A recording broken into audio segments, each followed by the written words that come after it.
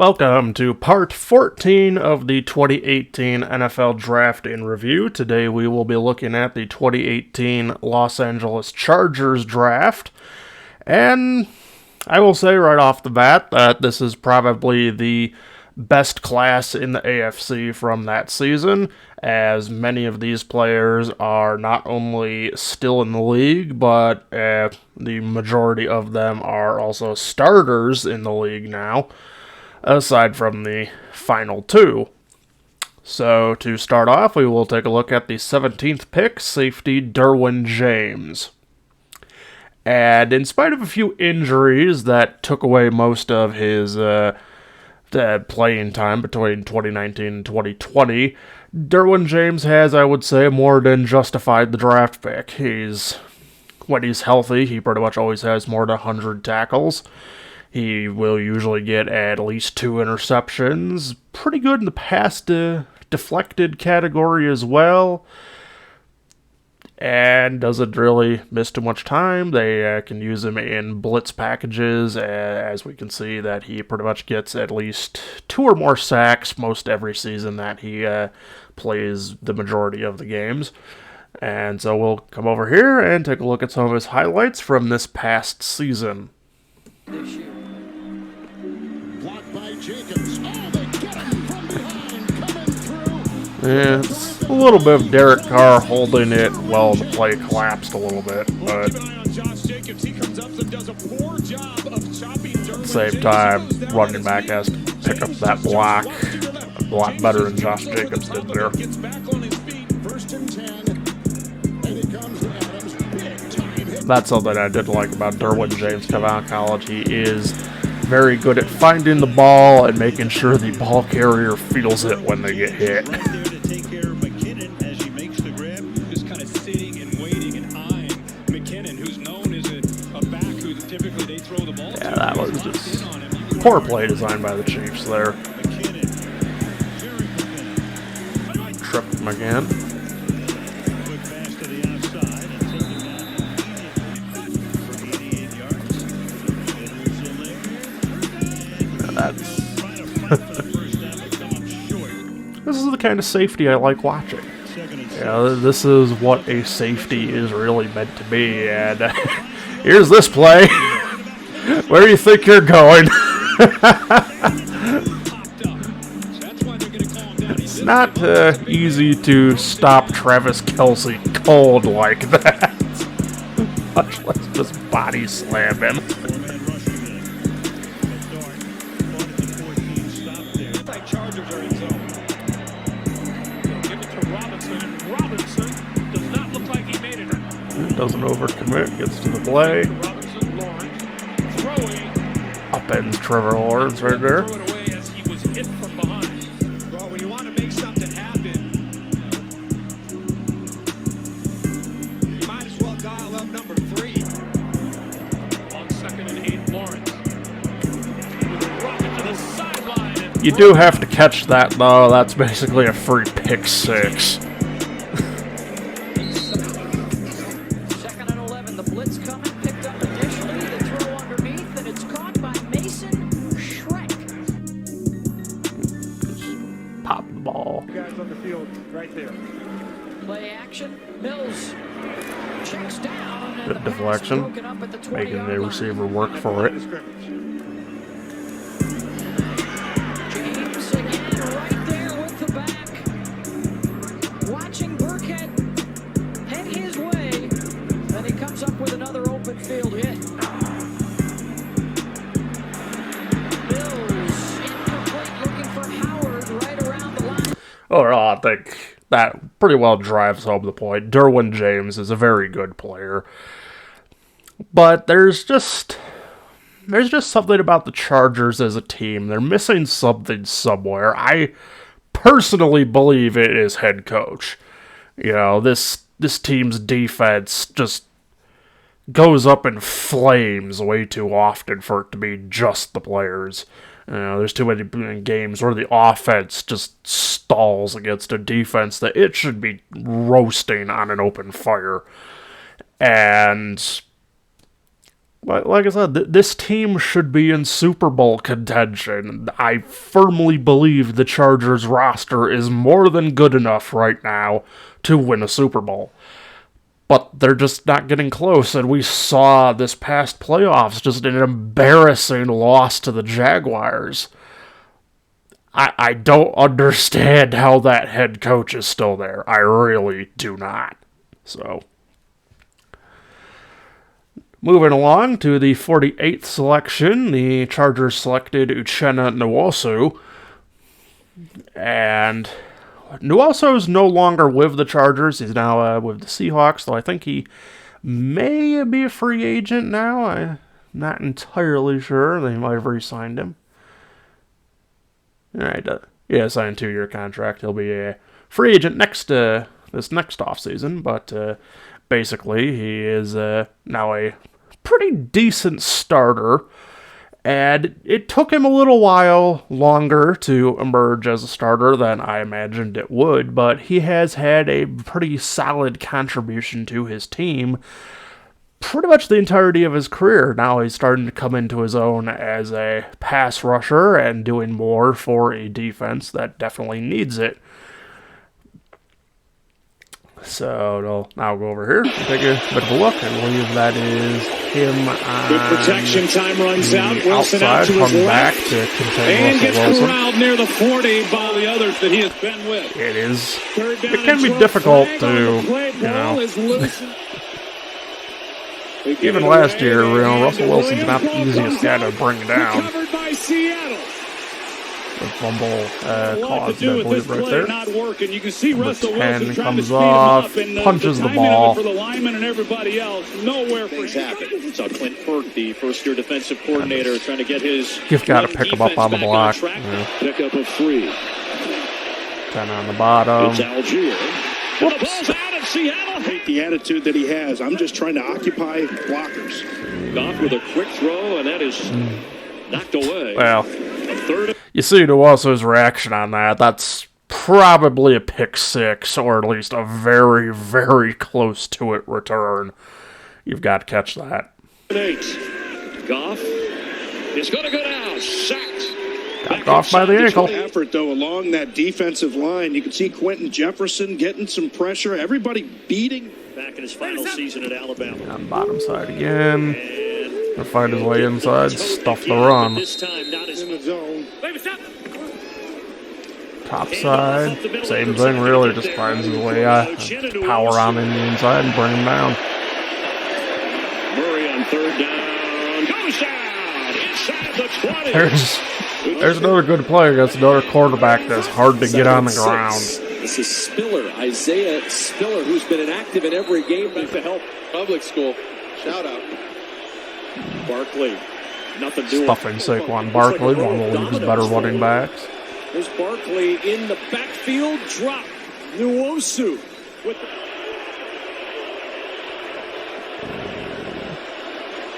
Jones in Daniel trouble. Jones has never Looks like seen the it ball coming. may have slipped this role, which is nearly impossible because he's arguably. You know, they shift him around, and he shows a lot of ability, really, no matter where they put him. Ryan Neal giving up the hand a little bit Yeah, there, the showing Cardinals, pressure. yeah. Here he comes. Murray gets swallowed up. Kyler Murray. We just can't get away from The the same stuff that we've seen over the first part of the season. And Murray walks right in. Yeah, really, it's just this guy. This is more of a. He finally broke out, really, and now I think that we'll be seeing him pretty regularly from now on. Going to be definitely a pain in the ass for teams like the Rams, Cardinals, a lot of ones like those that don't have a particularly good offensive line. You know, this is. I wouldn't say that Nwosu is ever really going to be one of the guys that's putting up like 15 plus sacks a season, but you've got to respect his ability, because if you don't take him seriously, he will get there and he will make it hurt. So, I think the Chargers made a bit of a mistake letting Nwosu go. I did believe in him back in the day, as far as I remember. So, It's nice to see him emerge. It's just not nice seeing him emerge for a team that should be tanking at this point, because Seattle is really hurting themselves at this point with the continued pretense that they're anywhere near a Super Bowl. So, we'll now move along to the next player, defensive tackle Justin Jones. Justin Jones, I actually didn't really expect, because, as I recall, the Chargers had some other players on that defensive line that I figured were going to keep him down, but he has really been almost a career starter, and that's really surprised me. There's only been one game he's played in the last 4 years where he wasn't labeled as the starter, according to the stat sheet here. And we've really seen the effect. He's getting better in terms of the tackle for loss category. He's not really a pass rusher, but there's not really a lot of defensive tackles that particularly excel at that. So we'll now bring this over here and take a look at him, I believe in his final season with the Bears, because there's not really too much available highlights of him in his first year with Chicago. So for LA, a 3rd and 8 for Cincinnati. 1-2 in the center. Yep. In trouble, slammed down at the 15-yard line. Justin Jones gets home. Kind of a freebie against the Bengals during that year. The offensive line was kind of a joke. Justin Jones, a much better pass rusher right in the middle. Just look at the collective penetration. One of them was getting Burrow on that play. For one play. And off full nobody. Clamping down on the Patriots running game right there. Though, as I recall, we ended up winning this game. The Chargers have only beaten us like 3 times since 1970. As long as an offensive lineman for Gibson. Over 1,000 yards from scrimmage, nearly 800 yards on the ground last season. Not good blocking, running back tripped up. Good job finishing the play, making sure it didn't get away from his mistake. But it's a loss of 2.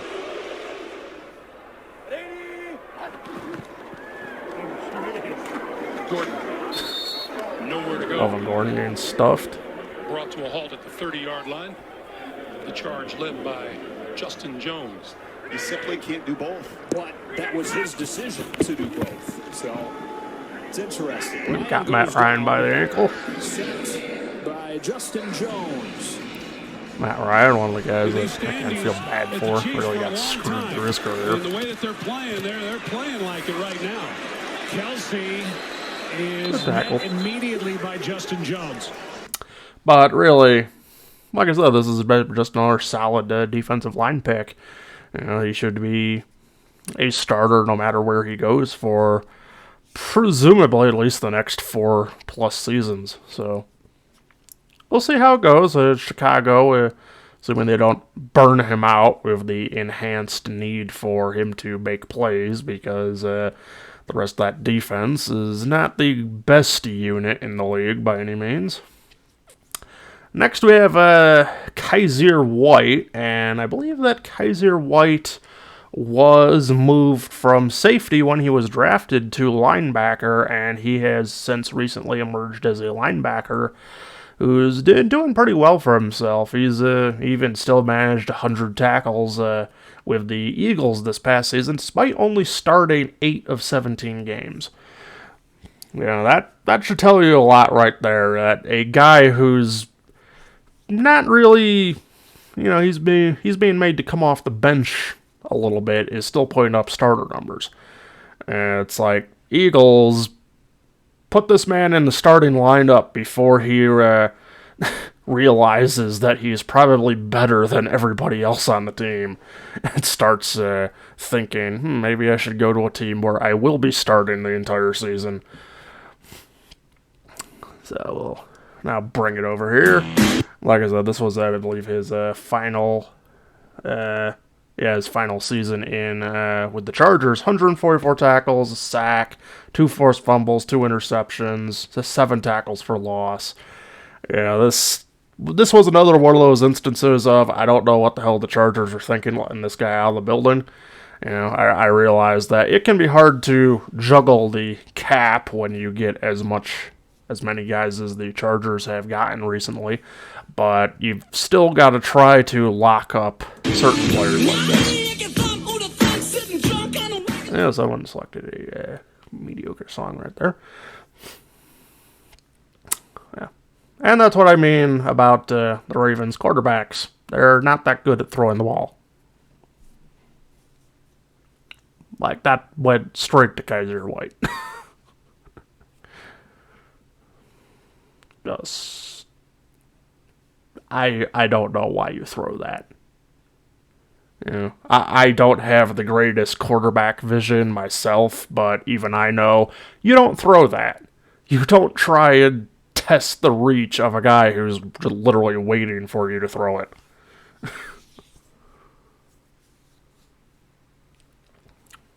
Solid lock up on that one.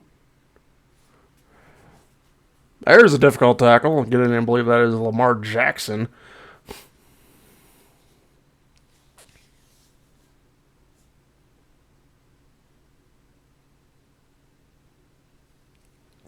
That is a solid interception if that was ruled a catch. That's, I think, the other problem with the Ravens is that the receivers kind of have hands that are absolutely nothing impressive. But that'll be all for that one. And then we bring it to the final selection, center Scott Quisenberry. And I didn't actually expect this pick to go anywhere whatsoever. I figured bench depth, he's really never going to do anything. And, well, he's not been a career starter, but he's started at least one game in 3 of 5 seasons. He was the season-long starter in Houston this past year, aside from one game. And they have that 2019 season where I believe he was filling in for some injuries. And this is a pleasant surprise because usually this is the sort of player of you kind of just look at them and forget it, and if they pop back up again, interesting. So I believe that he is now with the Texans. They've since moved him to guard, I believe, which makes sense to a degree. So then the next selection, 6th round wide receiver, Dylan Cantrell. And I kind of feel bad for this guy. It's like you're the one player out of this class that didn't do shit. Just practice squad much of his career. He's now, I believe, a free agent. And he's also since been moved to tight end, it says right there. So yeah, this was the one real dud of this class. Just never really gotten on the field in a real game. This brings it to the final selection, running back Justin Jackson. And this isn't really a player I much care for. Wait a minute, there we go.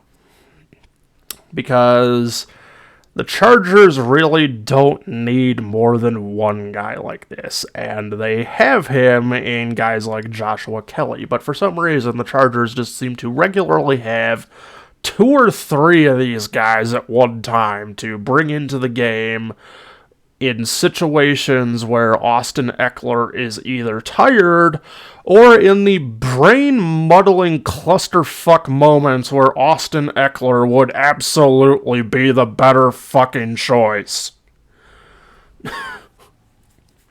It really pisses me off when they bring those guys in on downs where Austin Eckler would absolutely do better. But he has had his moments. He's now, I believe, playing like 3rd or 4th fiddle in the Lions' backfield, which is basically a, have fun, you're staying there type of situation. But there's a little bit of highlights, and it's only really going to show what I've already said, that this guy's your 3rd down option back that really, when you have other ones like Joshua Kelly, you don't need this guy. The Lions are basically in the same situation, but the Lions are smarter and use him less. something about the fact of, oh, we have DeAndre Swift and Jamal Williams. Maybe don't use this guy that much. He dives because he knows he's near the sticks. From inside the 15 on 3rd and 4. Herbert, Jackson out of the backfield has the first down. Right there, Austin Eckler probably gets 3 more yards. Might even score if he's lucky.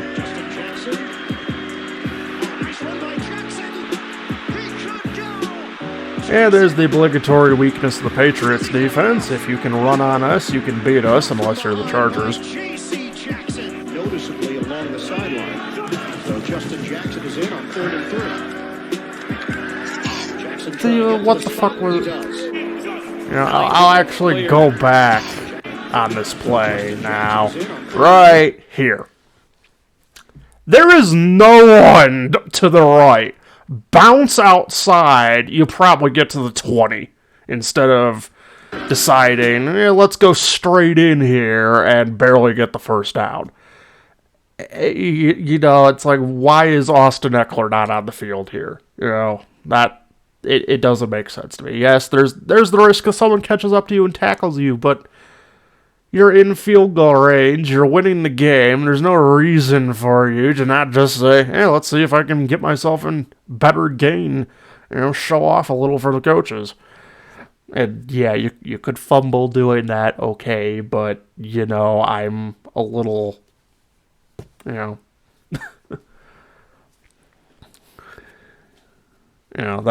this is the kind of shit that reminds me of Trent Richardson. You've got a wide open lane to run and you don't take it. Just what are you doing? But overall, though, this class was just fantastic. The Chargers got themselves, well, only one of them is still there, but they drafted 5 starting caliber players here. So, while this draft has by and large ended up benefiting teams that are not the Chargers, this is still a very, very good class. I rated this an A, I'd move this up to an A+. This was just good drafting. This isn't why the Chargers are struggling to really establish themselves as a player in the AFC. The reason for that's their coaching. We've seen it the past 2 years. How the hell do you manage to fuck up the way the Chargers fucked up? You missed the playoffs one season because of calling a timeout when that didn't even make sense. I'm pretty sure the Raiders have actually said that at that point, yeah, we're playing for the tie, and Chargers just gave us reason to win the game. And then this past season, where you get 4 turnovers off the Jaguars, and I believe the first half, if not the first quarter, you have this massive lead on them, and then you manage to lose the game. And on one hand, part of it, I would blame, to a degree, some of the younger players that are not yet really, I would say, particularly comfortable in these big pressure situations. But there does come a time when the players cannot shoulder the majority of the blame anymore, and you have to start looking at the coach. And the coach of the Chargers these past 2 years, yes, he's gotten them doing better than Anthony Lynn ever did, but at the same time, the Chargers are basically back in their franchise history-long role of being the Atlanta Falcons of the AFC. They could obviously, I believe, do better at head coach. And as far as I'm concerned, there's a pretty good chance that if they don't decide to move on at head coach soon, they're going to stay in this position until a lot of these players get older, start demanding more money, and by that point, you get into salary cap hell, your team falls apart.